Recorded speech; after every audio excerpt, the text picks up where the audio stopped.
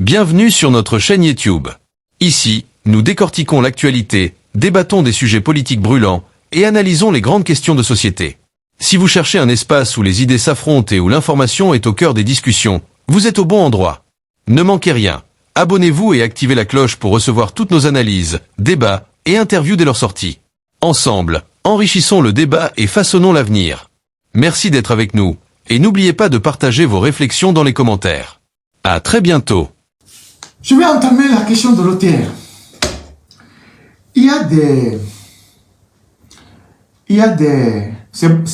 C'est Baudin qui l'a dit. Ouais, c'est Baudin qui l'a dit. C'est pas Ricardo, c'est Baudin qui l'a dit. C'est Baudin qui l'a dit. Il y a de richesses que d'hommes sur la terre. Et c'était une formule, et c'est une formule assez juste d'ailleurs. C'est Jean Baudin qui l'a dit.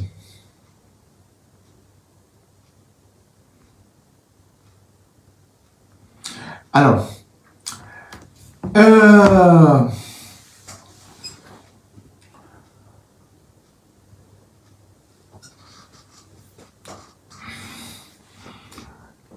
l'OTR, on n'en parle pas souvent, ou on n'en parle pas suffisamment. On n'en parle pas souvent, ou on n'en parle pas suffisamment.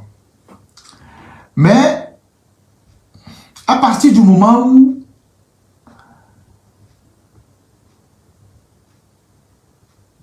elle commence par en faire trop, on va ouvrir les dossiers. C'est pas qu'on les voyait pas, on les voyait. On les voyait. On voyait l'enrichissement indécent des responsables de l'OTR, des commissaires, de leurs femmes, de leurs maîtresses. On connaît leurs acquisitions, les appartements, l'argent qu'ils envoient à Dubaï, ce qu'ils transfèrent au Canada, on connaît tout ça. Les biens qu'ils achètent aux États-Unis. Et ce n'est pas leur salaire de commissaire des impôts ou des douanes ou de commissaire général qui leur permet de faire toutes ces acquisitions. On savait tout ça, on regardait. Mais du moment où ils sont en train de mettre leurs genoux sur le cou des Togolais et qu'ils ont commencé par faire un peu trop, écraser les gens, bon ben, on va casser les papeaux. Comme ça, les Togolais, chacun aura une idée de ce qu'on fait avec leurs impôts. Mais, avant d'arriver dans le fond du sujet, je vais vous jouer quelques audios de quelques compatriotes, des Togolais d'un certain âge. Des gens qui, le mois dernier, la fin du mois dernier, sont allés dans des banques pour percevoir leur salaire ou percevoir leur pension. C'est des gens, pour la plupart, qui étaient sous prêt, comme on le dit généralement à Lomé. Généralement, les fonctionnaires disent « je suis sous prêt ». Et ces gens ont eu la désagréable surprise de constater qu'on a prélevé de l'argent sur leur pension, sur leur salaire. Certains 10 000, certains 8 500, certains selon. Sans les avoir avertis. Personne ne les a informés. Personne ne leur a dit qu'il y a une nouvelle taxe qu'on a imposée, qu'on a voté une nouvelle taxe à l'Assemblée, qu'on a fait un collectif budgétaire, ou qu'on a voté la nouvelle loi des finances, on a inclus une nouvelle taxe dedans, où désormais on prend de l'argent sur les crédits. Personne n'a rien dit. Il n'y a eu aucune communication. Les gens se sont réveillés un matin, ils vont à la banque pour percevoir leur salaire, et ils constatent qu'on a prélevé de l'argent. Et les gens en ont sur le cœur. Les gens se sont exprimés dans plusieurs groupes. Mais ce que je vais vous jouer, c'est quelques retraités. Parmi eux, il y a des corps habillés dedans. Et vous allez voir, vous allez les écouter. Et vous allez voir la détresse des gens. Et vous allez avoir une idée de la détresse des Togolais. En tout cas, des fonctionnaires togolais. C'est quelques amis qui ont piqué ces audios dans des groupes qui me les ont envoyés. Mais je vais les partager avec vous. Je sais que certains parmi vous ont déjà écouté certains audios. Mais je vais partager avec vous ces audios d'indignation avant d'entamer le fond du sujet de l'OTR. La partie que je vais consacrer à l'OTR aujourd'hui, ce ne serait que la première partie. J'avais beaucoup de documentation sur l'OTR quand j'étais au pays, notamment la charte de l'OTR, tout. Mais bon, comme j'ai dû prendre mes gens beaucoup, j'ai laissé toute cette documentation quelque part. Donc, j'ai pas les documents avec moi, mais le peu d'informations qu'on a, on va en parler. Donc, écoutez les audios. Le panel, bonsoir. J'ai écouté les deux intervenants là. Je crois qu'ils doivent être des hommes habillés, des militaires ou des soldats. Bon, non, moi je suis civil et je suis enseignant. Je suis directeur de CG, je suis à la retraite. Oui, effectivement, ce que vous dites est avéré. Parce que je suis allé aussi pour prendre ma pension. Elle est diminuée de 12 000. Et j'ai approché le chef d'agence. Bon, donc c'est à Aura Bank Sud-Ouest. Et on m'a fait savoir que c'est l'OTR qui nous a prélevés. Et nous qui sommes sous prêt. Je crois que quelqu'un qui fait prêt, c'est qu'il est dans des problèmes. Et maintenant, l'OTR va davantage nous enfoncer les pieds et les mains dedans. C'est pas possible. Sincèrement, c'est l'OTR. Or, tout ce que nous savons, c'est que les banques sont redevables à l'OTR. Les banques payent l'OTR. Mais maintenant, pourquoi on va maintenant chez les clients des banques pour les prélever individuellement? C'est avéré, hein? Ce n'est pas faux. Ce que les deux collègues, mes deux prédécesseurs ont dit, ce n'est pas faux. Je dis que je suis enseignant et directeur de CG et je suis à la retraite. Moi aussi, j'ai constaté ça, mais j'ai approché le chef d'agence. Il m'a confirmé que c'est l'OTR qui nous a prélevés. Tout le monde. Si les autres n'ont pas senti, bon là, c'est qu'ils n'ont pas de prêt. Ceux qui ont des prêts, c'est ce qu'on nous a expliqué, on leur prélève ça. Mais bon, où allons-nous? Bon, si quelqu'un a fait un prêt, c'est parce qu'il a des problèmes qu'il fait un prêt pour résoudre ses problèmes. Et maintenant, on va l'enfoncer davantage dans des problèmes. Ah non. Bon, ok. Merci. Voilà ma version.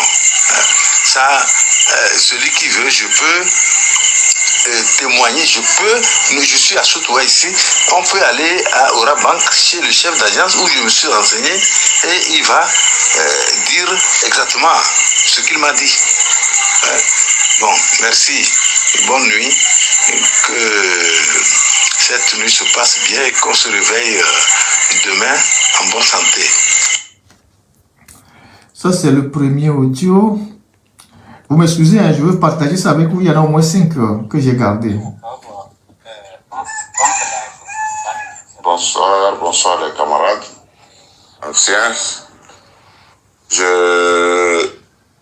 J'interviens par rapport à un problème. Je ne sais pas si beaucoup ont eu ça, ont eu le même cas que moi, surtout les gens de Aura Bank.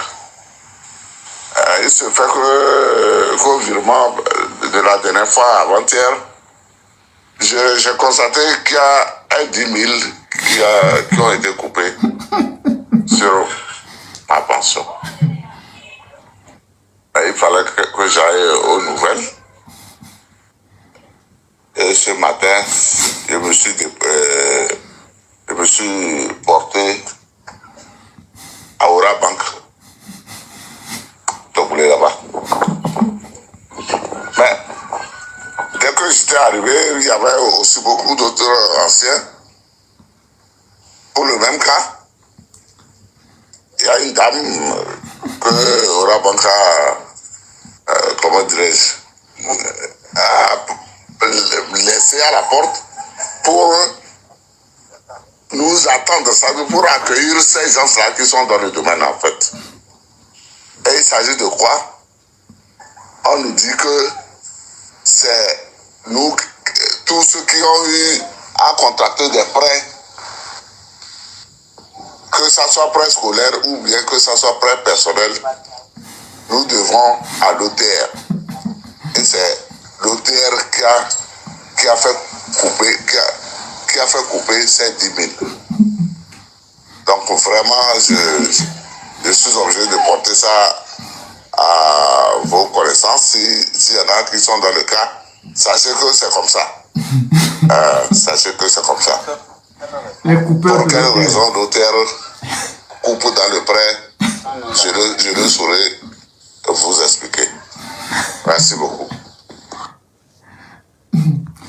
Les coupeurs de l'OTR, il dit qu'il y a une 10 000 qu'on a coupé, il y a une 10 000.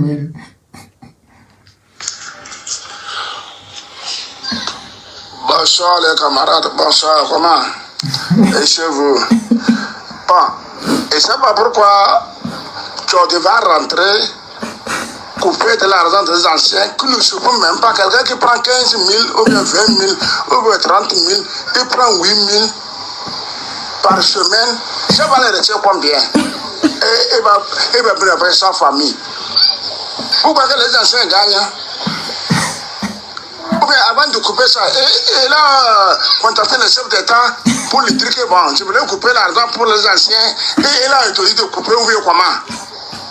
Bon, parce que les gens n'ont pas unis. C'est ça qui amène des problèmes. Vraiment, si les gens étaient unis, ce problème-là, vraiment, les gens vont sur la route. Pour intervenir, pourquoi eux couper les anciens?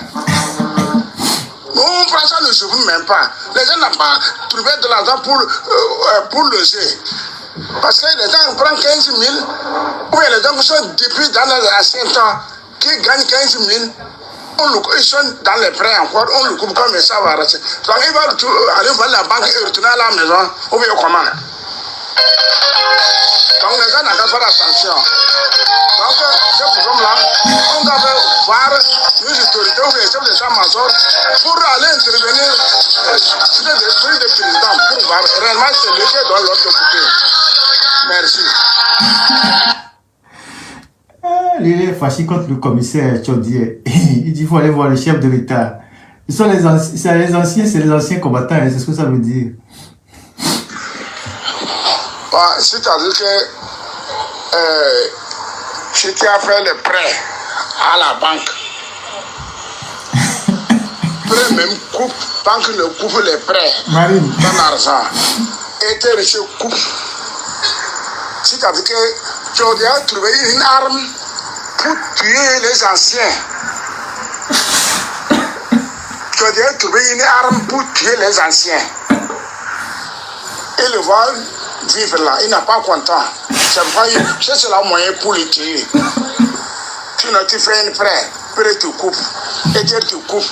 Tu t'es gagné 50 000, ou bien 20 000, ou bien 30 000. On coupe tout ça là, ça ne te reste pas pour nourrir les familles.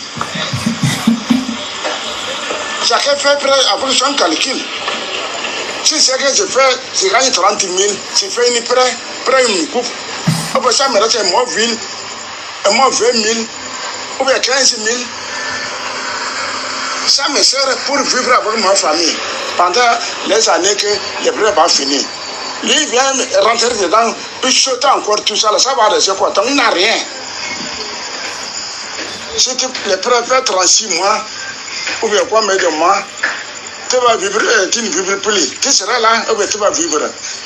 Mes chers amis, si on se tue, c'est nous qui allons mourir avec nos familles. Si on se tue, on ne dit rien. Ou bien on t'a rassemblé, on va voir le chef d'état-major pour le voir. Qu'est-ce que ce problème-là, c'est quoi? Ou bien c'est pour l'éliminer. Tu as fait l'armée, tu n'as pas mort. Maintenant, on trouve les moyens pour te tuer. Ou bien comment?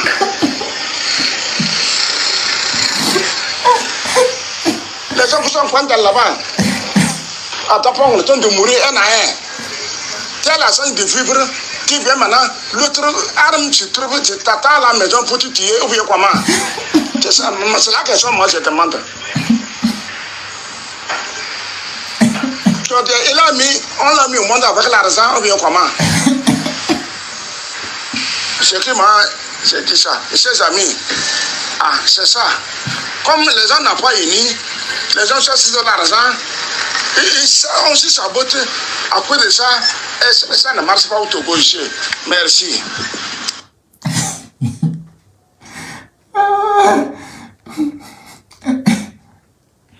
Bonsoir le panel, bonsoir les chefs, bonsoir les autorités.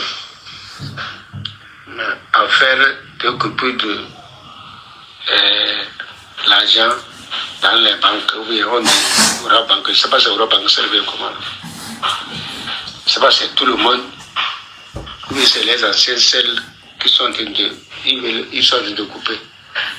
Bon, actuellement, il n'y a pas un civil qui a dit que oui, eux, on les a coupés. Parce que tout le monde a droit à un prêt. Maintenant, je ne sais pas si c'est tout le monde ou bien si c'est les anciens seuls. Si c'est les anciens seuls, oui, c'est comment, on ne sait pas. Quand on fait le prêt, pourquoi on fait le prêt? Parce que tu n'arrives pas à joindre les deux bouts et que tu veux faire le prêt pour au moins joindre ici, maladie de gauche à droite, de patatita, les élèves, les quoi. Maintenant, quand tu fais le prêt, eux, ils te coupent. Mais auteur cherche quoi? Ils s'ingèrent dans l'affaire de coupure des gens à la banque. Auteur cherche quoi? Auteur cherche quoi? Ça là, c'est vraiment...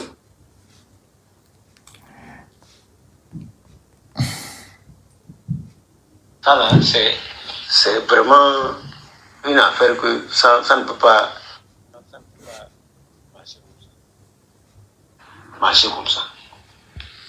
Tu fais prêt, on te coupe là-bas. Maintenant, auteur aussi peut te couper. Et on dit que dans 2 semaines, ça fait 8 000. 2 semaines, 8 000. Donc, un mois, ça fait 16 000. Donc, l'argent que tu as fait, tout ça comme ça, là, donc, c'est prévu ça. Hein. Pour un mois, ça fait 16 000. Et la banque même, comment ils te prélèvent? Regardez, donc ce n'est plus la peine de faire. Ce n'est pas l'argent de ceux qui veulent faire prêt que si tu devais construire ce pays-là, moi j'appelle seulement son nom directement. Si tu devais construire ce pays-là, ce n'est pas l'argent des prêts des gens qui vont s'asseoir sur ça pour construire ce pays. Ça, il faut qu'on se dise la vérité. Trop, c'est trop ça. Parce qu'un de nos anciens a parlé ça comme ça, on l'avait critiqué. On a dit que peut-être c'est 8 000 là, c'est peut-être sous forme de... quand tu veux faire prêt là, ce qu'on enlève, peut-être c'est à cause de ça ou bien un truc comme ça, on enlève une fois ça comme ça. Mais on dit que dans 2 semaines, 8 000, 2 semaines, 8 000. Mais donc, c'est pas la peine de faire le prêt. Qui veut construire le pays là, c'est pas l'argent des gens des prêts. Et actuellement, on ne sait pas si c'est les anciens seuls ou bien comment. Moi, je m'adresse seulement aux anciens. Quand je parle sur ce panel-là, je m'adresse seulement, pour le moment, je m'adresse aux anciens. Ils n'ont pas bien que ça ne peut pas se passer comme ça. Parce qu'il n'y a pas, pour le moment, un civil n'a jamais dit que c'est comme ça. Donc, on ne sait pas comment ça se passe. Donc, mais, monsieur Todi, s'il veut construire ce pays-là, ce n'est pas l'argent des anciens qu'il va prendre pour construire ce pays. Lui-même, il a son argent là. Il n'a qu'à investir ce que ça demande. Ça veut dire quoi? On n'arrive pas à joindre les deux bouts avec nos miettes et tu vas aller faire prêt pour faire et à mon moment, pas la belle, mais il faut encore tailler leur argent. Ça veut dire quoi? Qui l'a dit ça? C'est le père qui l'a dit ça, non? Bon, ça c'est bien ça. On verra. Il n'y a pas de problème. Ils aura continué leur affaire. Ça c'est quoi ça? Non, mais c'est quoi? Et sans avertissement, on ne dit rien à personne. Et aujourd'hui, les haches, ça tombe seulement. Pourquoi? À qui on avait dit que si vous voulez faire les prêts là, à la banque, on va vous prélever comme ça. On va prélever comme ça. Et pour voir les contrats tenus, que si les gens disent oui, Ça peut aller ou ça ne peut pas aller. Et maintenant, tu vas ta solde, descendu 10 000. Et moi, ça, tu vas, c'est quoi ça? Et nous, les anciens qui souffrons, que ça ne suffit pas, on nous rachète encore. C'est quoi ça? En tout cas, ceux qui sont proches de lui, là, ils n'ont qu'à aller le dire. C'est tout. Pour lui. Voilà.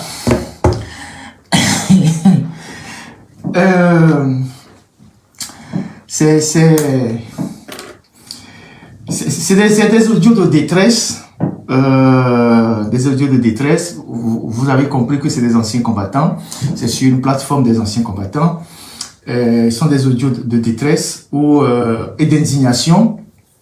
Et les gens se posent des questions sur la légalité, l'opportunité et l'utilité de ce prélèvement ou bien de cette commission que le TR a commencé par prendre sur les prêts à la fois des salariés et des gens qui sont à la retraite. Je replante le décor. Depuis la fin du mois dernier, le mois d'octobre, ceux qui sont allés à la banque pour percevoir leur salaire ou leur solde, parlant des militaires, et qui sont sous prêt, comme on le dit chez nous, ont constaté qu'il y a eu des prélèvements sur leur bulletin de solde ou de paye. À certains endroits, c'est 8 500, certains c'est 12 000, vous l'avez entendu, certains c'est 6 000, sans que au départ, personne ne soit informé. Alors, lorsque les gens ont constaté ces différentes manipulations sur leur compte, ils sont retournés dans les banques pour poser la question aux banquiers, aux gestionnaires, pourquoi vous avez pris 8 500 sur ma solde, pourquoi vous avez pris 8 500 francs sur ma pension, pourquoi vous avez pris 12 000 francs sur mon salaire. Et aux banquiers de leur dire que depuis quelques temps, disons quelques semaines, l'OTR a imposé de nouvelles taxes sur ceux qui ont fait des prêts dans les banques et dans les établissements de microfinance. Et que c'est cette nouvelle taxe-là qui leur a été imposée. Alors, ça fait plus d'une semaine que cette affaire court dans l'opinion, que des témoignages s'accumulent, témoignages à la fois des fonctionnaires civils, que des fonctionnaires militaires, que des pensionnaires. Jusqu'à ce jour, l'OTR n'a pas fait un communiqué pour dire, effectivement, c'est nous qui avons ordonné qu'on prélève de l'argent sur les crédits des gens, ou c'est pas nous, ou ce sont les banquiers qui, de leur propre volonté, sont en train de prélever l'argent sur les salaires des gens. L'OTR n'a rien dit, c'est l'omerta totale, c'est le silence. Et pourtant, nous savons qu'en matière de gestion et en matière d'application de la loi de finances, quand on instaure une nouvelle taxe en cours d'exécution de l'année budgétaire, on peut faire les correctifs budgétaires. Ou, on va à l'Assemblée nationale, on obtient l'autorisation de l'Assemblée nationale pour faire un correctif budgétaire. Ou, on prend des dispositions, on prend de façon dérogatoire une disposition et on informe la population en disant le pays est en difficulté et nous sommes bien obligés, pour régler ces difficultés, d'imposer une nouvelle taxe. À ce jour, personne n'a rien dit à personne. Aucune communication n'a été faite. Les gens se sont levés le matin pour aller à la banque, pour chercher leur salaire et se rendre compte qu'on leur a fait des prélèvements. Ceux qui viennent de parler sont des anciens combattants. Vous avez écouté leur langage, comment ils sont en détresse. Les gens, certains disent qu'ils prennent 15 000 francs comme pension de retraite. Je ne sais pas si c'est vrai ou c'est faux. D'autres disent qu'ils prennent 25 000. Et si on leur enlève 10 000 ou 12 000, vous imaginez ce qui leur reste. Et Et pourtant, nous savons que, avant de faire un prêt, moi je ne l'ai jamais fait, je n'ai jamais pris un seul franc dans une banque, mais nous savons qu'avant de faire un prêt, c'est tout un processus. Pour qu'une banque ou une microfinance vous accorde un prêt, vous avez des garanties à déposer. Vous payez des timbres. Il y a une assurance que vous payez. Si je me trompe, ceux qui sont dans les commentaires, vous pouvez me dire. Mais je sais que, avant de faire un prêt, il y a certaines garanties qu'il faut apporter. Il y a l'assurance qu'il faut payer. Il y a les timbres fiscaux. Donc, il y a déjà des timbres qu'il faut payer. Et un timbre, c'est l'auteur qui empoche ça. Il y a des timbres qu'il faut payer. Il y a la banque même qui prélève je ne sais quoi. Il y a des intérêts, merci beaucoup, à payer pour le prêt. Et donc, voilà, il y a la caution. Donc, d'où vient que, après avoir payé tout ça, avant d'obtenir votre prêt, l'OTR sort un matin pour dire désormais, nous prélevons une commission sur des prêts dans les établissements financiers, dans les banques. Est-ce que l'OTR est devenu une agence de garantie de prêts au Togo? Ou bien comment vous l'appelez ça? Est-ce que l'OTR est devenu une agence de garantie des prêts? Voilà, il y a les frais de dossier. Est-ce que l'OTR est devenu une agence de garantie de prêts au Togo? D'où vient que l'OTR, comme un ancien combattant l'a rappelé, s'invite dans une affaire de prêts que les gens ont consenti depuis, puisque ce sont des prêts qui sont en cours. Il n'y a même pas eu, comment vous appelez ça? Ils sont en train de leur appliquer la rétroactivité de la loi. C'est-à-dire c'est des prêts qui sont déjà en cours. Les gens ont consenti les prêts depuis. Ce n'est pas maintenant qu'ils sont en train de faire les dossiers pour le prêt. Ils ont déjà fait le prêt. Et l'OTR arrive en plein chemin et leur fait des prélèvements. Alors qu'avant de faire le prêt, ils ont rempli toutes les conditions. Ils ont donné une caution, ils ont payé l'assurance, ils ont payé les frais de dossier, ils ont payé les timbres. Si ce n'est pas du gangstérisme, l'OTR aurait déjà pris la parole pour expliquer la justice et la validité de cette taxe-là qu'elle impose sur les prêts. Si ce n'est pas du gangstérisme, si ce n'est pas de la voyoucratie, depuis que les gens ont commencé par se plaindre, les fonctionnaires togolais ont commencé par se plaindre, puisqu'il n'y a pas que seulement les civils, les militaires aussi se plaignent, l'OTR aurait déjà sorti un communiqué ou s'inviter dans les médias pour expliquer pourquoi elle impose ce prélèvement sur les prêts que les fonctionnaires ont eu à faire. Il n'y a pas que les fonctionnaires. Tout Togolais qui va faire un prêt désormais, l'OTR prend une commission. Comment est-ce que c'est possible? Nous tous, nous savons pourquoi. Parce que le pays est en difficulté. Ils ont tellement bousillé l'argent public. Ils se sont tellement enrichis sur le dos des Togolais. Ils ont tellement bousillé les projets qu'aujourd'hui, ils sont pris par la gorge. Il faut payer la dette. Il faut payer les intérêts de la dette. Donc, toutes les recettes qui rentrent, on l'utilise pour payer. Et une partie va dans les poches des dirigeants. Alors, vous allez, en écoutant les audios, vous avez entendu, la plupart des anciens combattants ont interpellé un certain Tchodier, qui est le commissaire général de l'OTR. Ce monsieur est arrivé à l'OTR, je pense, par appel à candidature à la suite de la réforme de Gaperi. Et pour un mandat, je ne sais pas si c'est de 5 ans ou 4 ans. Et depuis, il est en fin de mandat. Il est en fin de mandat, mais il est toujours commissaire général.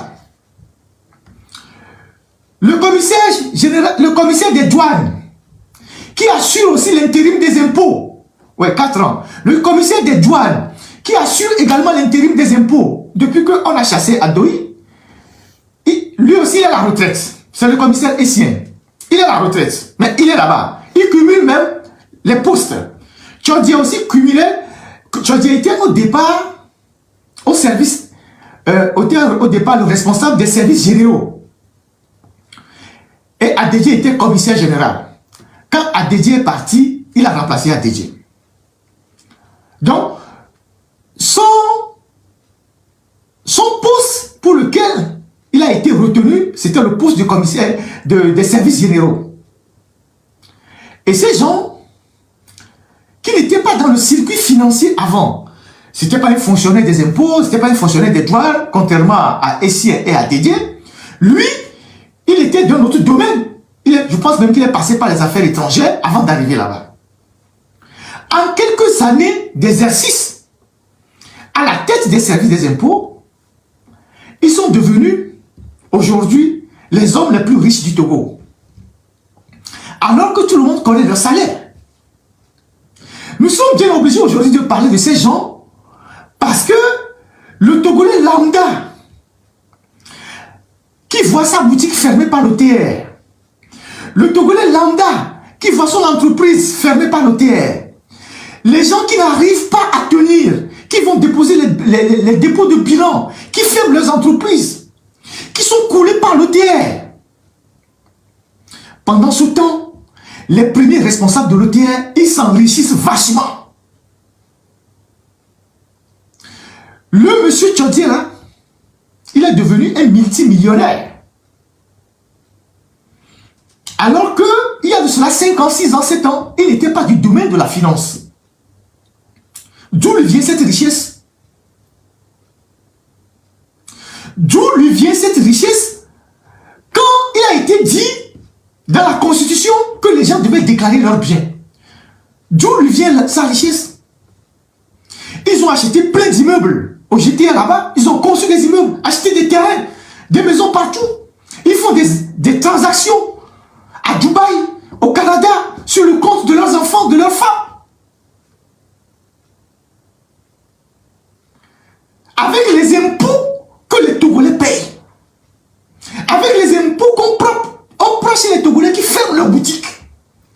Avec les impôts qu'on prend chez les Togolais qui ferment leurs sociétés. Eux, ils s'enrichissent vachement. Parce que nous sommes dans un pays d'impunité.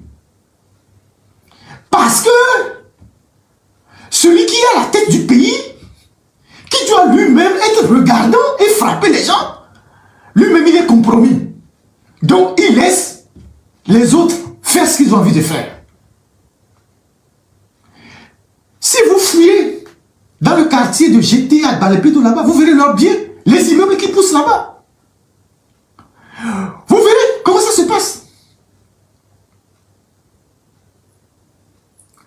Vous verrez comment ça se passe. Comment ces gens sont devenus immensement riches en 5 ans, 6 ans de fonction à l'OTR. Et il n'y a pas que eux seuls. À l'OTR, ils ont pris leur 2e femme, leur 3e femme, leur 4e femme qui sont à l'OTR. Provoquant un conflit d'intérêts. C'est-à-dire, ils prennent leur 2e, 3e, 4e, 5e femme à l'OTR. Et quand le moment des affectations arrive, ils font tout pour mettre leurs femmes à des postes stratégiques. Aéroport, port autonome de Lomé, telle douane, telle frontière, ici, là-bas. Et tout ça sous le regard d'un chef d'État. L'OTR est devenu une cour commune. Où parfois, on assiste aussi là-bas à des scènes de jalousie entre les femmes. Et ces femmes ne sont pas des maîtresses, c'est des femmes, c'est des secondes femmes, 2e femme, 3e femme, 4e femme, c'est pas seulement des maîtresses. C'est devenu un bazar total. Pour des gens qui sont déjà en fin de mandat, qui ont fini leur mandat, parce qu'ils ont été recrutés sur la base d'un appel à candidature. 4 ans. Les 4 ans sont passés, ils sont là. Certains sont à la retraite, ils sont là. Et maintenant, ils ont leurs femmes dans les boîtes. Et quand il s'agit de faire des mouvements dans les affectations, ils déplacent leurs femmes. Donc ça veut dire que le soir, quand ils se retrouvent à la maison, ils comptent l'argent. Combien toi tu as amené? Combien toi tu as amené? Combien tu as pris ici? C'est des conflits d'intérêts énormes. À l'époque de Yadema, on sait que Yadema avait des femmes. Mais Yadema faisait en sorte que dès qu'il a commencé par sortir avec une femme, il le sortait du circuit administratif. Si la femme est fonctionnaire, il le sort de la fonction publique. Il la sort plutôt de la fonction publique. Madame Dagadi, elle était un haut cadre. Madame Dagadi était un haut cadre. Mais Yadema l'a sorti. Parce que, justement, président qu'il était, il sait très bien que on ne mêle pas les sentiments à la gestion des affaires publiques. Vous-même, si vous créez une entreprise, comme on sait le faire en Afrique, en Occident, ça tient encore parce que c'est réglementé par des lois, les gens sont rigoureux. En Afrique, tu crées une entreprise et tu la gères avec ta femme. Si tu n'es pas rigoureux, demain, ton entreprise va partir dans l'air. Parce que c'est ta femme. Elle va commencer par embêter tout le monde dans le boulot. Elle ne voit pas le côté professionnel, compétence, résultat des gens. Elle va commencer par embêter tout le monde dans le boulot. Si tu es une secrétaire, ta femme va commencer par foncer la bille quand tu appelles trop la secrétaire. Quand tu es un employé qui est trop... ta femme va te créer des problèmes. C'est pour ça que dans les pays plus ou moins civilisés, dès que on découvre qu'une femme dans l'administration ou dans une banque ou dans je ne sais dans quoi a des relations avec un dirigeant, mais la femme est mise de côté. On a vu ça dans le journalisme en France. Arnaud Montebourg et sa femme, Anne Sinclair et sa femme, et je ne sais pas, il y a beaucoup d'hommes politiques en France. Léa Salamé, à partir du moment où leurs maris se sont engagés en politique, pour l'éthique journalistique, ces femmes ont été décalées. Ces femmes ont été décalées des émissions politiques qu'elles animaient, pour qu'il n'y ait pas de confusion. Pour qu'il n'y ait pas de confusion. Au Togo, l'OTA c'est une cour commune. C'est un bazar. Ça saute les femmes. Au vu aussi de tout le monde. Ce que je dis là, ce n'est pas un secret. Ou c'est un secret de polichinelle. C'est un secret de polichinelle. Et quand le moment des affectations arrive, on fait tout pour positionner les femmes à des postes stratégiques.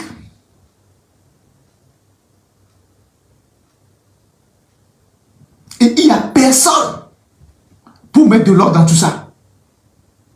Quelqu'un me dit que ça existe aussi à la sûreté. Donc vous avez un commissaire général qui est devenu multimillionnaire, ou milliardaire, je ne sais pas. Ces femmes aussi sont millionnaires parce qu'il a mis ses femmes partout. Donc à gauche, à droite, on ramasse de l'argent, on cumule de l'argent. Et quel argent? L'argent qu'on vient prélever chez les Togolais. L'argent pour lequel on ferme les entreprises togolaises. L'argent pour lequel on étouffe les Togolais. L'argent pour lequel on pourchasse les Togolais. L'argent pour lequel on va prendre des commissions sur la pension des retraités, sur la pension des fonctionnaires, sur la pension des militaires en retraite. En Europe, aux États-Unis, quand les gens payent les impôts, ils savent ce qu'on fait avec les impôts. Donc ils ne sont pas trop regardants. En Suède, parfois, quand tu reçois ta fiche d'impôt et que tu te rends compte que tu dois encore plus à l'État, c'est toi-même qui te rends au service des impôts pour verser ce que tu dois à l'État. Parce que tu sais que cet argent, on l'utilise pour développer le pays. On fait les routes, on construit les ponts, on fait les autoroutes, on construit les écoles d'excellence, on construit les universités, on construit les centres de santé, on construit les hôpitaux, on construit les parcs. pacte d'aération. On donne des bourses aux élèves, on donne des bourses aux étudiants. Et donc, les gens payent les impôts sans serrer la mine. Au Togo, les impôts qu'on prélève servent à enrichir une minorité. Les impôts qu'on prélève au Togo servent à enrichir vachement une minorité. Et personne ne dit rien. En plus, ce sont des gens qui sont là, dont les mandats sont finis depuis. Vous avez tellement d'entrepreneurs au Togo qui ont fermé boutique. Vous avez des sociétés qui ont mis la clé sous le paillasson à cause de l'OTR. Je ne dis pas que qui vit de l'hôpital, vous ne savez pas comment on dit, qui travaille à l'hôtel ne vit pas de l'hôtel. Je ne le dis pas. Même dans les grandes sociétés, quand vous faites des comment on appelle ça? Vous faites des recettes records, il y a des primes d'activité. Il y a des primes qu'on accorde aux gens. Mais comment se fait-il que des gens qui sont arrivés à l'OTR, alors qu'ils n'avaient pas une fortune, sont devenus des multimilliardaires en 4 ans, 3 ans, 5 ans, 6 ans d'exercice, et leurs femmes avec. Et on nous parle de la lutte contre la corruption dans ce pays, de la transparence. On nous dit, dans ce pays, qu'il y a des organes de contrôle. Et ces organes de contrôle ne voient pas tous les immeubles qui poussent à Lomé, les terrains que les gens achètent, les transactions avec de l'argent qui sort du pays. Il y a quelqu'un qui m'a envoyé un message, je vais partager ça avec vous. J'ai eu tellement de messages de détresse. Voilà, quelqu'un me dit, nous les entrepreneurs dans ce pays, nous sommes tous endettés. L'OTR prend tout ce que nous avons. Nous les entrepreneurs de ce pays, nous sommes tous endettés. L'OTR prend tout ce que nous avons. Au-delà, les banques ne nous soutiennent pas. Imaginez, j'ai demandé des prêts à des institutions pour des marchés. Je n'ai pas été soutenu. Il y a quelqu'un qui dit, je peux vous expliquer comment la NARC est organisée par les agents de l'OTR. Écoutez-moi très bien. Comment la NARC est organisée par les agents de l'OTR. C'est surtout sur les redressements qu'ils s'enrichissent énormément. C'est surtout sur les redressements qu'ils s'enrichissent énormément. Ils organisent une vérification générale de comptabilité, ce qui est normal. Maintenant, après la vérification, ils exposent le draft des conclusions de leurs travaux au contribuable ou à son conseil, c'est-à-dire son avocat. C'est l'étape des négociations pour voir dans quelle mesure ils peuvent réduire le montant afin que le contribuable paie par exemple sur 10 millions, 2 millions, 3 millions à l'OTR. Et quand on arrive à la conclusion, à cette conclusion, qui permet au contribuable de payer 2 millions ou 3 millions à l'OTR en lieu et place de 10 millions, le contribuable derrière, il donne à ses inspecteurs 2 millions ou 3 millions aux inspecteurs qui sont venus faire la vérification en complicité avec leur chef hiérarchique. Pour les pénalités de recouvrement et assiettes ainsi que les taxes d'office des boutiques, des magasins qui ne se sont pas fait déclarer.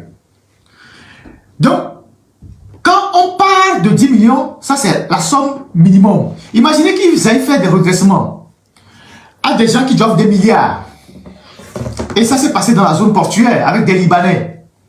Des gens à qui on a fait des redressements de 17 milliards, de plusieurs milliards. Et après, ils ont fait des négociations, des trucs qu'ils ont trouvés. Et après, les inspecteurs, les responsables de l'OTR se sont sortis avec des milliards que ces Libanais ont virés sur leur compte à l'extérieur. Il y a un ancien commissaire de l'OTR qui a failli se faire déposer par un juge à Lomé. Quelqu'un de très en vue. Il a passé des moments en sueur. dans le bureau du juge. Il a rencontré un juge d'instruction téméraire. Son avocat a tapé sur la table partout. Le juge était sur le point de le déposer. Quand on a dit de le laisser. Après, cette personne a de grandes responsabilités politiques. Et le juge, après, a été sauté de son poste. Parce que les faits étaient tellement flagrants. On va faire des redressements des Libanais, ou je ne sais pas, tous ceux qui sont dans la zone froide, tous ces gens-là. Après, on trouve des négociations bidons. L'État prend juste une petite partie. Et puis après, on envoie l'argent sur les comptes à l'extérieur. À Dubaï, au Canada, sur les comptes parfois des enfants. C'est à ça que servent nos impôts. C'est à cela que servent nos impôts. Et donc, les gens de l'OTR, pas tous. Et quand on dit ça ici, on ne dit pas aux gens de ne pas payer les impôts. Nous ne sommes pas en train de dire aux Togolais de ne pas payer les impôts. Un citoyen normal, un citoyen qui est dans son pays, doit payer des impôts. Nous ne disons pas aux gens de ne pas payer des impôts. La problématique que nous posons ici est de savoir à quoi servent nos impôts. À quoi servent les impôts que nous payons? Pourquoi on nous en demande davantage? Pourquoi on nous demande plus? Pourquoi on nous en demande encore plus? Pourquoi on ferme nos boutiques? Pourquoi on ferme nos magasins? Pourquoi on ferme nos entreprises? À quoi servent les impôts que nous payons? Si ça doit servir à enrichir une minorité et leurs femmes qui sont dans le même service, c'est ça la problématique. Un bon citoyen doit payer ses impôts. Un bon citoyen doit payer ses impôts. Mais si on paye l'impôt, à quoi ça sert l'impôt que nous payons? Si ça doit servir à enrichir des bandits qui se promènent en ville avec des voitures de 80 millions, 100 millions, pendant que nous on ferme nos boutiques, nos petites boutiques. Et ces gens passent pour nous larguer. Nous fermons nos petites boutiques, on ferme nos petits magasins, on ferme nos petites sociétés. Pendant que ceux qui doivent verser cet argent dans les caisses de l'État l'utilisent à leurs propres besoins, achètent de grosses voitures et passent devant nos boutiques fermées.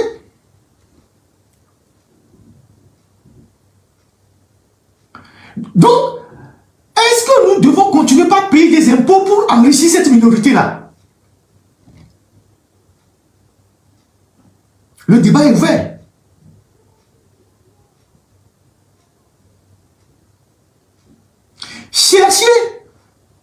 Cherchez autour de M. Tchondier, vous allez entendre beaucoup de choses.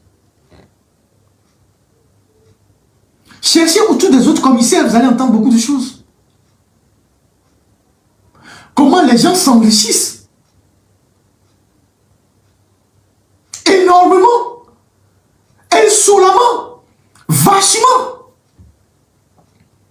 dans un pays où on pousse les entrepreneurs à fermer les portes. Des gens qui sont partis de rien du tout sont devenus des multimillionnaires en étant juste des agents de l'État. Monsieur Tchondier, tous les inspecteurs qui sont là-bas, ils ne sont pas des hommes d'affaires. Leurs femmes non plus qui travaillent aux impôts. Mais elles ont des biens partout. Ils sont plus riches que les hommes d'affaires. Ils sont plus riches que les entrepreneurs. Alors que leur salaire, c'est peut-être 2 millions. C'est 2 600 000. C'est 500 000. C'est 800 000. Comment est-ce qu'on peut devenir milliardaire en percevant un salaire de 2 millions par mois pendant 4 ans? Comment est-ce qu'on peut devenir milliardaire en percevant 5 millions par mois pendant 4 ans?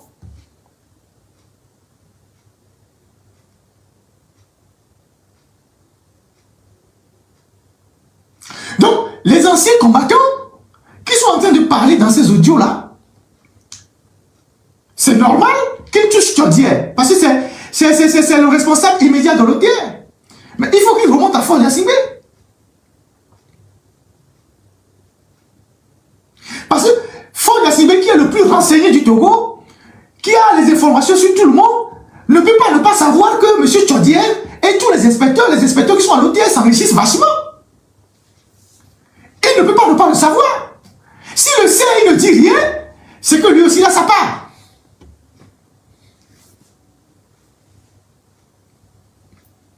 S'il le sait et il ne dit rien, c'est que lui-même aussi, il a sa part. Il ne faut pas chercher midi à 14 h. Si le mandat de M. Tchodiel est fini et de tous les autres commissaires, il ne les change pas, il ne lance pas un appel à recruter de nouvelles personnes, c'est qu'ils font ses affaires.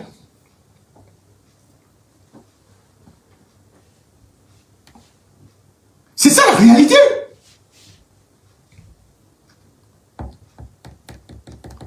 Comment des fonctionnaires d'État peuvent devenir des milliardaires en 4 ans, 5 ans de gestion des régies financières? Comment est-ce possible? Et ils étalent leur richesse puisqu'ils sont dans un pays où personne ne leur demande des comptes. Ils étalent leur richesse, ils construisent des immeubles, ils achètent des maisons. C'est une course à l'accumulation des biens.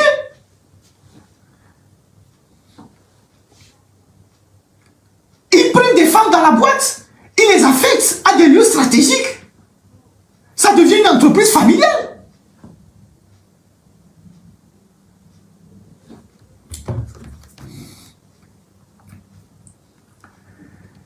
Qu'est-ce que l'État togolais fait pour soutenir les entrepreneurs? Qu'est-ce que l'État togolais fait pour soutenir les entrepreneurs?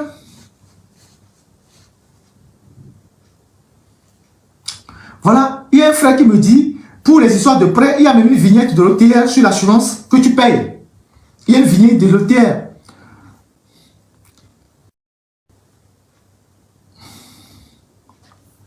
Hein? Qu'est-ce que l'État togolais fait pour soutenir les entrepreneurs? Puisque il est connu de l'autorité publique que ce n'est pas l'État qui crée l'emploi, ce sont les entrepreneurs qui créent l'emploi. C'est les entrepreneurs qui créent la richesse. C'est eux qui créent l'emploi.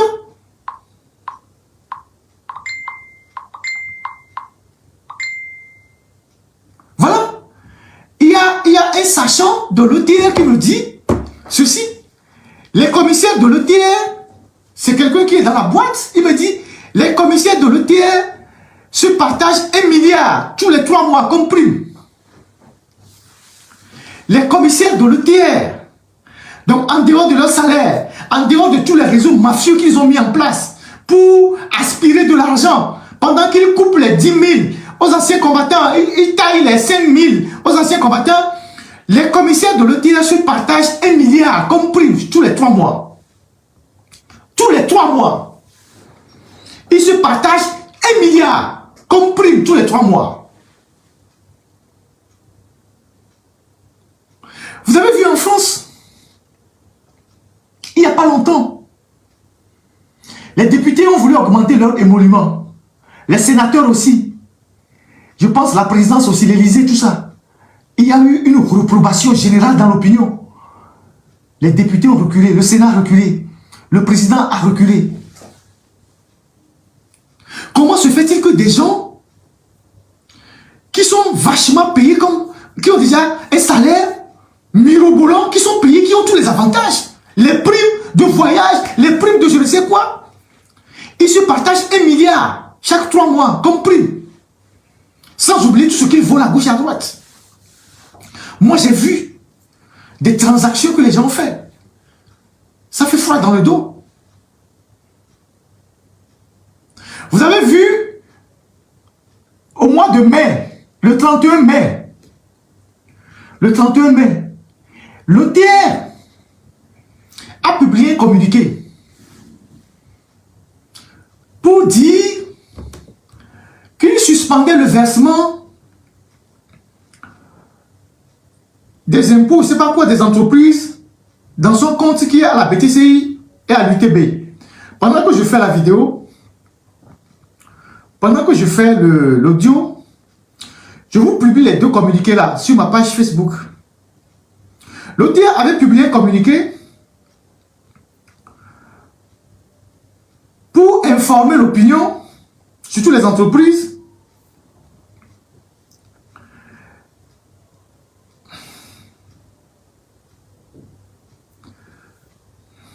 je vais vous lire ces deux communiqués là. Comment dans un pays où les entrepreneurs, je vous lis le premier communiqué, il datait du 24 mai, note d'information de l'Office togolais des recettes, relative à la suspension provisoire des paiements des impôts, droits et taxes à travers les plateformes des banques UTB et IB Bank. Le commissaire général de l'Office togolais des recettes porte à la connaissance de tous les contribuables et partenaires que pour des raisons fonctionnelles, les paiements à travers les plateformes informatiques des banques commerciales partenaires, Union togolaise des banques et la BTCI sont provisoirement suspendus jusqu'à nouvel ordre. À cet effet, il présente toutes ses excuses aux contribuables et partenaires pour les éventuels désagréments que cette mesure pourrait causer et rappelle à tous que les plateformes des autres banques commerciales partenaires de l'OTR restent disponibles pour l'acquittement de leurs obligations fiscales.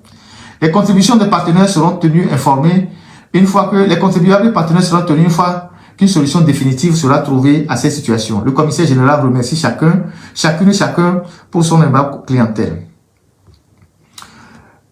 Ce communiqué était du 24 mai. Le 31 mai, un autre communiqué est sorti. Note d'information. Le commissaire général de l'Office togolais des recettes porte à la connaissance de tous les contribuables et partenaires que les services de paiement à travers les plateformes informatiques commerciales partenaires, Union togolaise des banques et la BTCI sont à nouveau rétablis et disponibles pour les paiements de leurs impôts et taxes. Le commissaire remercie chacune et chacun de son aimable compréhension. Ces deux communiqués qui étaient sortis en l'espace de 4 jours cachaient un gros scandale. Une manipulation sur les recettes de l'ETR qui ont pris une destination douteuse dont on ne sait pas qui en a été l'auteur. Mais est-ce qu'ils ont fait des explications? Rien du tout.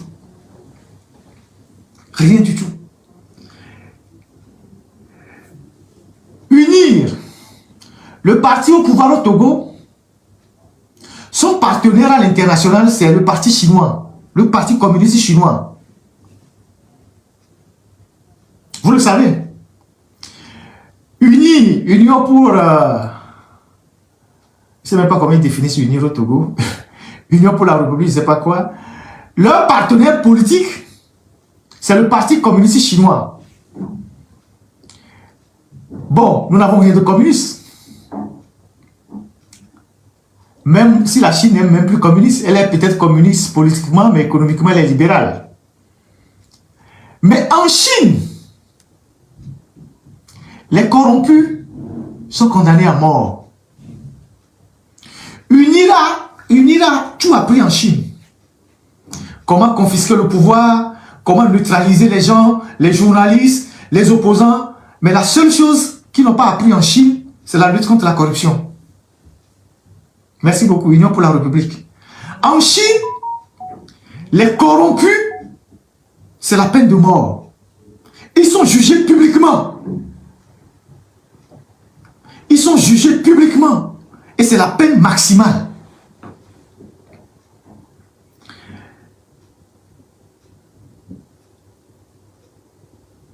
C'est la peine maximale. Quand ils vont en Chine, ils se promènent, ils vont au siège du Parti communiste chinois, ils apprennent la méthode. La seule méthode qu'ils n'apprennent pas, c'est la lutte contre la corruption. Parce que le jour où Ford décidera de lutter contre la corruption, s'il convoque une réunion du Parti uni, personne ne viendra, y compris lui-même.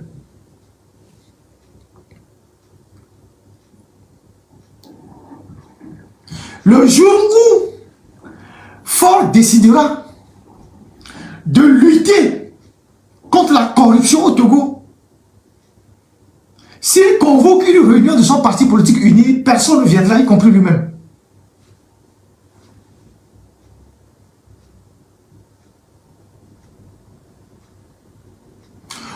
créé des institutions bidons qui sont là à aggraver les dépenses publiques, comme à plusieurs qui n'ont jamais rien fait, qui sont là depuis presque 10 ans, bientôt, et qui sont là à dire qu'on ferme les journalistes contre la corruption. On a créé une institution pour lutter contre la corruption. L'institution ne fait rien, mais les gens qui sont dedans sont payés. Ils sont payés à ne rien faire. Et ça alourdit les dépenses publiques. Parce que celui qui doit donner l'autorisation, il ne dit rien. On crée ces institutions pour la Banque mondiale, pour le FMI, pour le MCC. Ça, c'est le vernis. Mais dans la réalité, on fait autre chose. Et c'est ce qui se passe à l'OTR. Aujourd'hui, l'OTR est derrière tous les Togolais. Vous êtes de la diaspora, vous envoyez une voiture, vous envoyez un conteneur, vous avez les douaniers qui sont là, les gens qui sont là, les impôts, on vous poursuit, on taxe, on surtaxe, on fait tout. Vous avez créé une société, on fait un redressement fiscal. Surtout si on soupçonne que vous êtes de l'opposition, on ferme la société. Pendant ce temps, les commissaires de l'OTR, ils s'enrichissent vachement. En Chine, les corrompus, c'est la peine de mort. En Chine, les corrompus, c'est la prison en vie. Et le président chinois, si lui-même, les gens lui reprochent des choses, il veille personnellement pour que les corrompus soient punis et qu'ils soient l'exemple pour la population. Au Togo, les corrompus, ils vont au-delà de leur mandat. Ils sont promus, ils sont adulés. Ils ont même la possibilité de prendre de nouvelles femmes et les placer à des postes stratégiques dans une société publique. L'OTR est une société publique. Juridiquement. D'où vient que des gens qui sont les premiers responsables prennent leur deuxième, troisième, quatrième femme et les placent à des postes stratégiques, provoquant de conflits d'intérêts énormes pour la République. Si vous prenez votre femme à l'OTR, mais il faut la muter dans un service.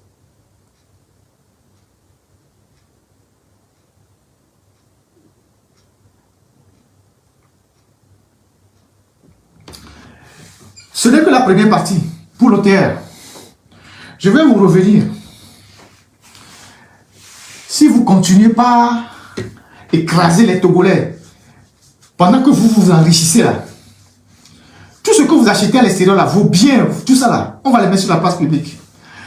Si le premier responsable du pays ne prend pas ses responsabilités pour mettre fin à cet enrichissement illicite qui crève les yeux de tout le monde, si le premier responsable du pays ne prend pas ses responsabilités pour mettre de l'ordre dans tout ça, on va commencer par sortir les choses.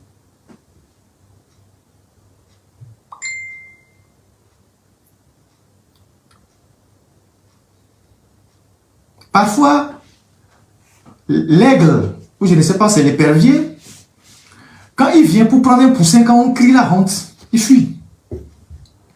Même si vous n'avez pas honte, on va crier sur vous.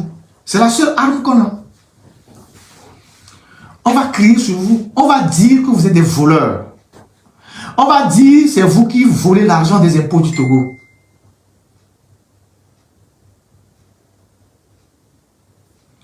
C'est vous qui volez l'argent du Togo. Au moins ça, on a la bouche pour ça. Parce que trop, c'est trop. Trop, c'est trop.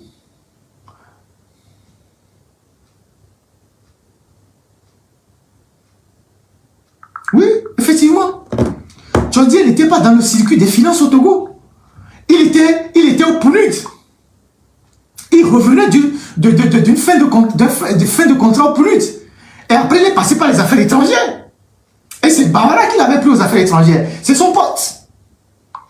D'où vient que quelqu'un qui a travaillé aux Nations Unies, dont on connaît les salaires, et qui est arrivé aux impôts, alors qu'on nous a dit que la réforme de Gaperi, la réforme qu'on a amenée Gaperi pour faire, va permettre de lutter contre la corruption, de mettre les impôts, tout ça, de faire en sorte que le couplage, qu'est-ce qu'ils ont dit? Que le couplage de la douane et des impôts va permettre de maximiser les recettes et de lutter contre la corruption. D'où vient que quelqu'un qui était aux affaires étrangères, qui a réussi à un concours de recrutement à l'OTR, devient milliardaire en 5 ans. Et il acquiert des biens partout. D'où ça vient?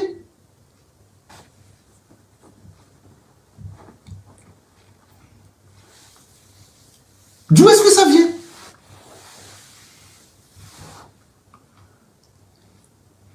Parce qu'il y a la couverture de l'UNIR, il y a la chape de plomb, il y a le parapluie de l'autorité qui couvre tout ça. C'est pour ça que je dis,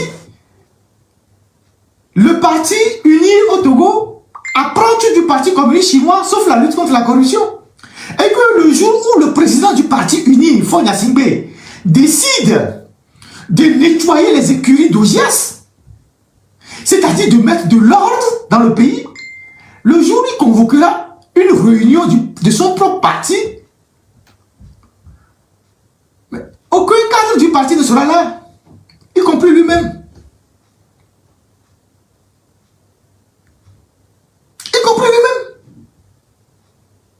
Les grands hommes qui ont bâti les pays, qui ont laissé leur nom dans l'histoire, c'est des gens qui se sont mis au-dessus de la mêlée. Même s'ils avaient des intérêts, ils ont fait en sorte de garder une marge de manœuvre vis-à-vis de leurs collaborateurs, de sorte à les frapper, si besoin en est, pour renvoyer un message d'autorité dans le pays. Mandela, il est mort. L'histoire continue de lui donner sa place. Le monde entier. Mandela n'était pas multimillionnaire. Il aurait pu demander un second mandat. Il y a des gens dans le monde qui ont basculé le pays dans la révolution. Paul Kagame, on peut tout dire de lui, mais il tient le pays en matière de lutte contre la corruption d'une main de fer. Ça ne veut pas dire que lui-même ne se sert pas. Il se sert. Il se sert. Mais en tant que dirigeant, il essaie de garder une marge de manœuvre pour punir les gens et dire clairement aux gens, je suis le patron. Il y a des lignes que vous ne pouvez pas dépasser. Les rôlistes, tout ça. Mais au Togo, le jour où on dira, on lutte contre la corruption au Togo, oh là là, on va évacuer toute la prison de Lomé, on va mettre de nouveaux pensionnaires dedans. Et pour masquer tout ça, on a créé des institutions bidons. Applusia, machin, pour blaguer les partenaires, pour dire que le Togo accorde une attention particulière à la lutte contre la corruption. Mais il y a des gens qui s'enrichissent dans le pays de façon exponentielle et qui ne font rien dans le pays en termes d'investissement pour permettre aux jeunes de travailler. Mais ils sortent l'argent pour aller le mettre, le planquer à l'extérieur. Parce que s'ils investissent dans le pays, on saura qu'ils ont des actions, c'est eux. Ils sortent de l'argent dans le pays. Donc aujourd'hui, parce que vous dérangez les Togolais, nous allons aussi vous déranger. La question de l'impôt au Togo, les Togolais sont les Togolais sont très frileux par rapport à la question des impôts. Hein. C'est notre histoire. Ça, je le dis pour les gens qui ne connaissent pas grand-chose. C'est notre histoire. Depuis l'époque allemande. Jusqu'à l'indépendance. Quand on parle de la question de l'impôt, là, il y a des gens qui sont partis en exil pour la question de l'impôt. Demandez à vos grands-parents. Ça, c'est l'historien qui vous parle. La question des impôts, là, ça a toujours été une situation de révolte dans notre pays. Depuis la nuit des temps. L'impôt, à moi aussi, non, Kanami, à moi aussi, non. Et c'est pas Côte d'Ivoire, Bénin.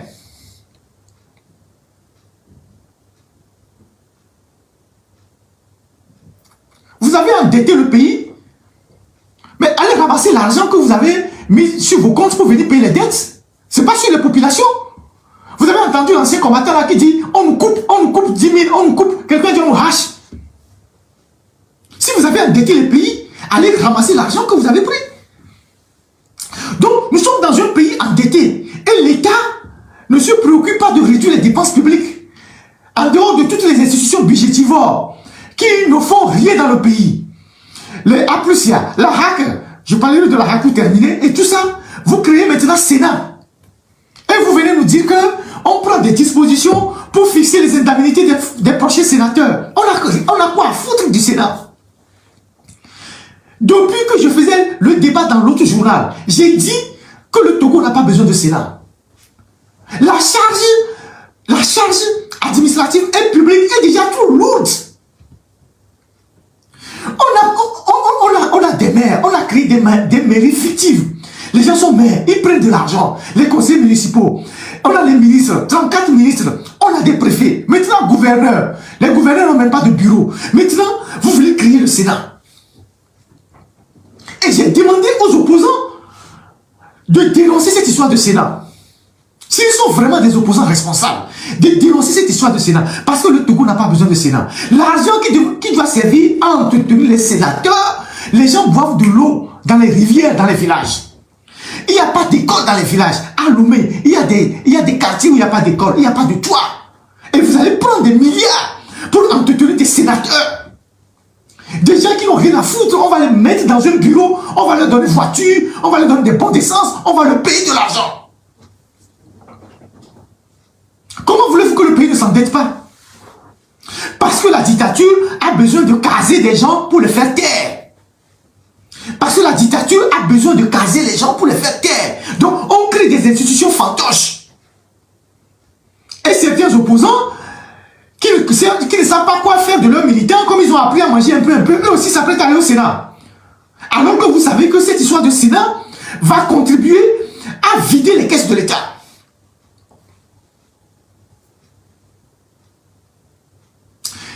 Quand on va formaliser le Sénat, on verra les opposants qui iront.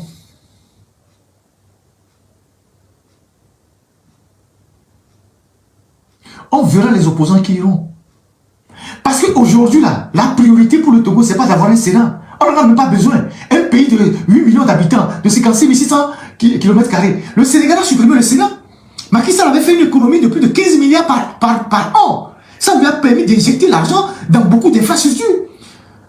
Même les pays civilisés, comme la France, comme les États-Unis, surtout la France, parfois le débat sur le Sénat revient, sur l'opportunité ou non du Sénat revient. C'est une institution de prestige. C'est une institution de prestige. Nous sommes dans un pays où les institutions n'ont même pas de siège.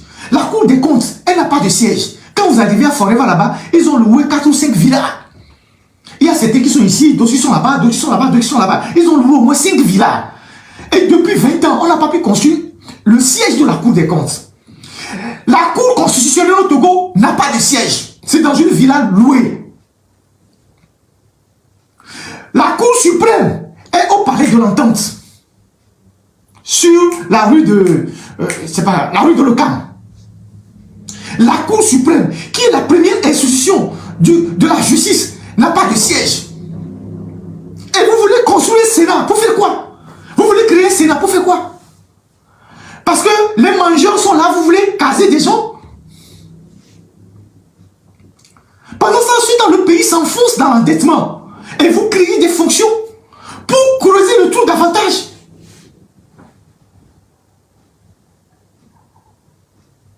Parce qu'on veut récompenser les gens, on veut caser les gens, on veut mettre les gens. Mais non. Et les gens qui disent qu'ils sont sur le principe, les gens qui disent qu'ils luttent pour le changement, eux aussi, ils font grama parce que, voilà, ils veulent rentrer dedans et manger leur part avant de mourir. Ils n'ont pas le courage de rappeler les principes en disant le Togo n'a pas besoin de Sénat, nous ne sommes pas d'accord, nous voulons qu'on supprime cette institution budgétivore et qu'on utilise cet argent pour payer les bourses des étudiants, pour payer les bourses des élèves, pour construire les salles de classe, pour faire les forages, pour créer les hôpitaux, pour acheter les ambulances. C'est quoi ces conneries?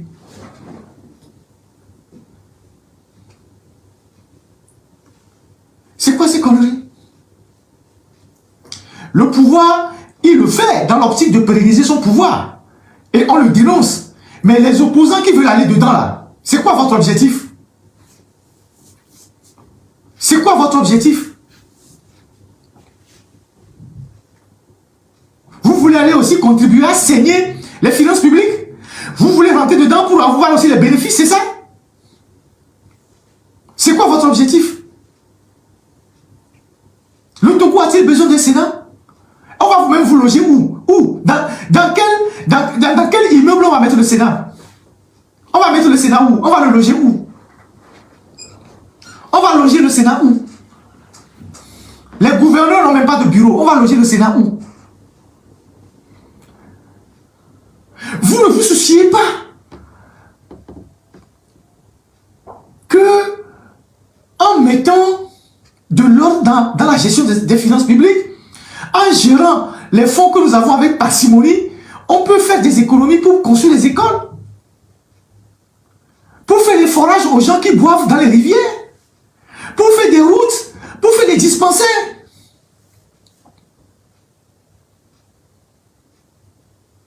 Peut-être que c'est le palais des congrès, oui, quelqu'un le dit. Peut-être qu'on est en train de renouveler le palais des congrès pour les caser là-bas.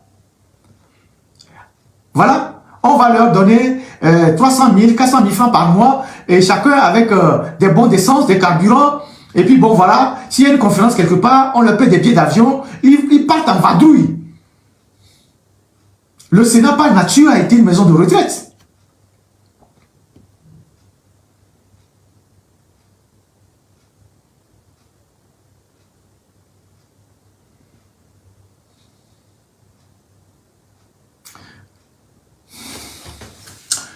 Voilà ce que j'ai voulu partager avec vous aujourd'hui. J'ai été très long, mais bon, il fallait le faire. Je reviendrai sur l'OTR et tant que ils vont mettre leur cou, leur pied ou je ne sais pas quoi, leur genou sur le cou des Togolais, nous allons aussi essayer de fouiller comment ils s'enrichissent avec nos impôts. Nous allons aussi fouiller pour savoir comment ils s'enrichissent avec nos impôts. Déjà que leur mandat est terminé. Normalement, Faure Gnassingbé devait les sauter et demander qu'on reprenne le processus pour recruter de nouveaux agents. C'est ça. Oui, la HAC aussi, à 3 ans, déjà, ils sont là depuis 8 ans ou 9 ans. C'est que le Togo, c'est un pays hémiplégique. Toutes les institutions sont hémiplégiques. Hémiplégique, même c'est mieux. Tétraplégique.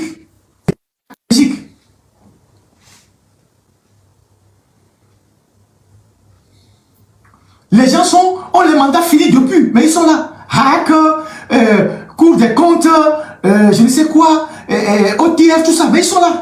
Et ils prennent des décisions.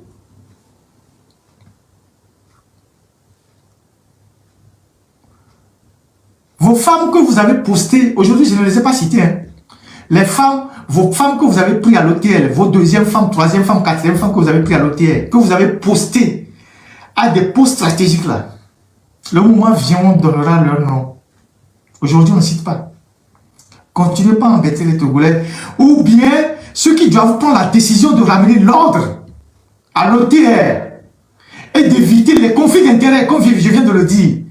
S'ils ne le font pas, on va le faire à leur place. Le Togo, c'est une propriété de tous les Togolais, hein, pas de la minorité. Donc, voilà ce que je voulais partager avec vous.